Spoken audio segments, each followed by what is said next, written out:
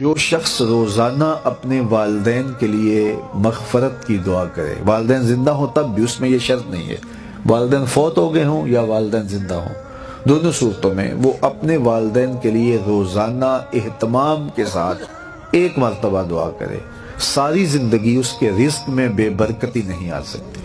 یہ اپنے والدین کے لیے دعا کرنے کا نتیجہ یہ ہے جو اولاد کو نصیب ہوتا ہے۔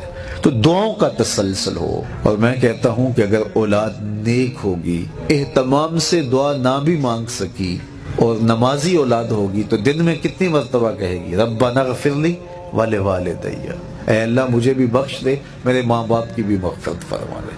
تو نیک اور صالح اولاد والدین کے لیے مستقل سرمایہ ہے، اور قبر میں اس کا فائدہ ان کو پہنچتا ہے۔ اللہ کے محبوب صلی اللہ علیہ وآلہ وسلم ارشاد فرماتے ہیں جب ہم کسی شخص کو قبر میں دفن کر کے آتے ہیں تو اس کی حالت یہ ہوتی ہے جیسے کوئی شخص پانی میں غوطے کھا رہا ہو۔ بڑا مشکل وقت ہوتا ہے جب قبر میں چھوڑ کے ہم کسی کو پلٹتے ہیں، اور یہ وقت ہمارے اوپر بھی آنے والا ہے۔ اللہ عافیتوں سے معاملے فرمائے۔